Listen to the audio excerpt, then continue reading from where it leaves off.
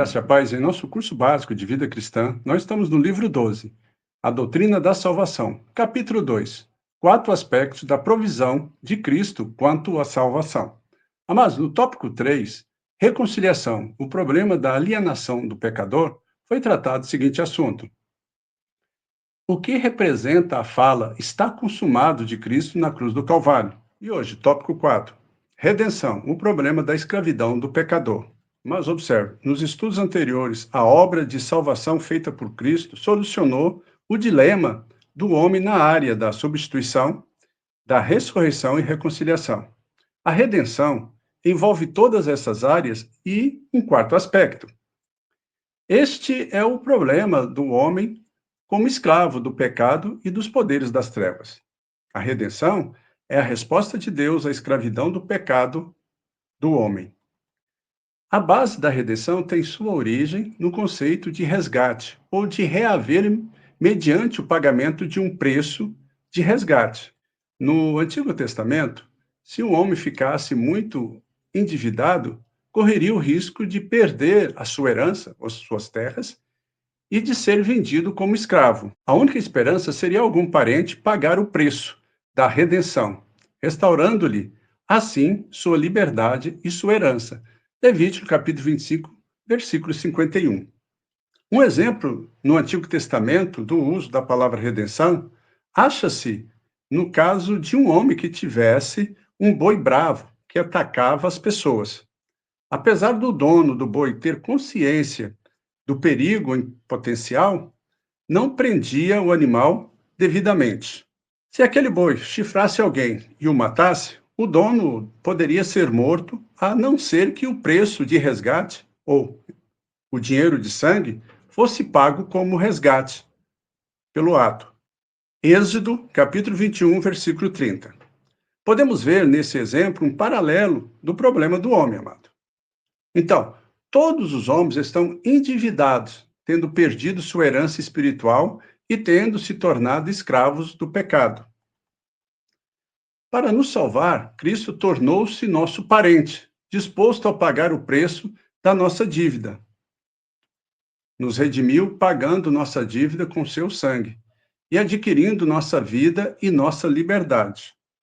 Então, observe, o conceito central de redenção é, pois, libertar alguém pagando o preço do seu resgate. No Novo Testamento, mas, descreve a redenção em termos de compra de um escravo no mercado de escravos. Então, há 3 palavras gregas que são traduzidas por redenção. Primeiro, agorazo, significa comprar no mercado de escravos. Esta palavra é usada geralmente para destacar o preço pela nossa salvação. Apocalipse capítulo 5, verso 9. Segundo, exagorazo. É semelhante, mas acrescenta a ideia de retirar a pessoa do mercado de escravos após a transação. Assim, esta palavra é usada para destacar a libertação do crente das reivindicações jurídicas que a lei tem contra ele. Gálatas capítulo 3, versículo 13 e capítulo 4, versículo 5. A terceira é lutru, que significa comprar o escravo e dar-lhe plena liberdade.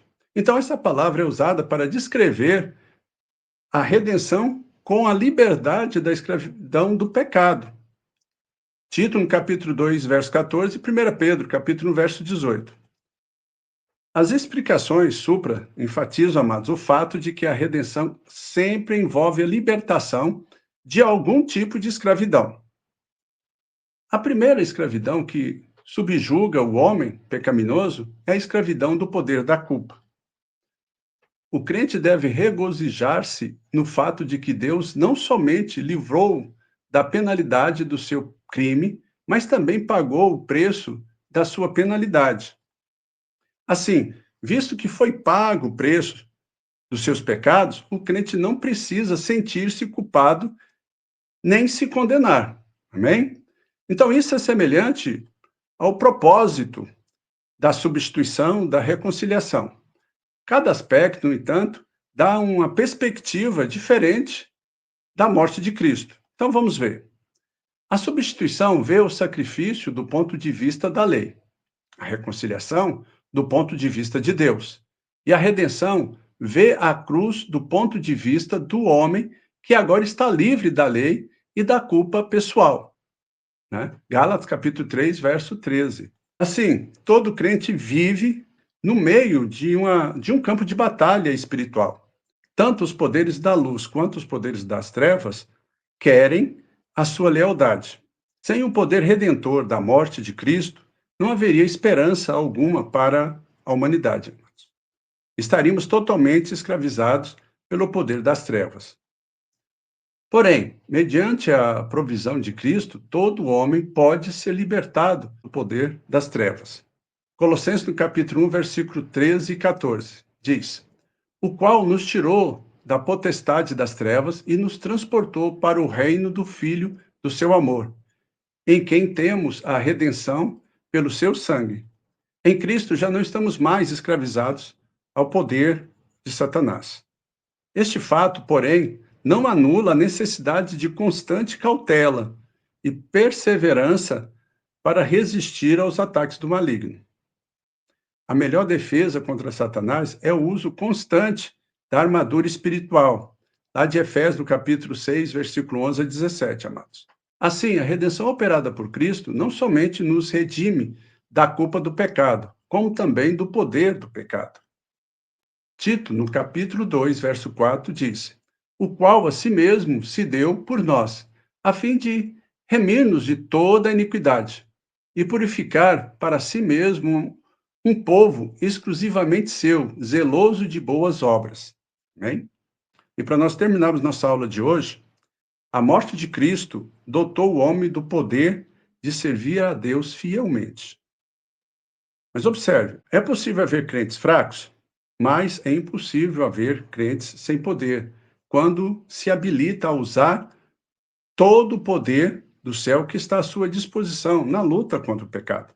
Mesmo assim, observe, se o homem resolve ou não quer utilizar o poder divino, permanecerá fraco, indefeso e inapto quanto à sua capacidade de resistir ao pecado. Amém? E na próxima aula, então, tópico 5, o preço da redenção do pecador. Vamos tratar o seguinte assunto: o que é a morte espiritual que Cristo padeceu na cruz? Amém, amados? Então, na próxima aula, estamos encerrando o capítulo 2, os 4 aspectos da provisão de Cristo quanto à salvação. E também já dá uma visão bem ampla para nós a respeito do projeto salvação. Que nós possamos usar esse material para estar evangelizando, falando do amor de Deus para as pessoas, para os nossos amigos, parentes, familiares.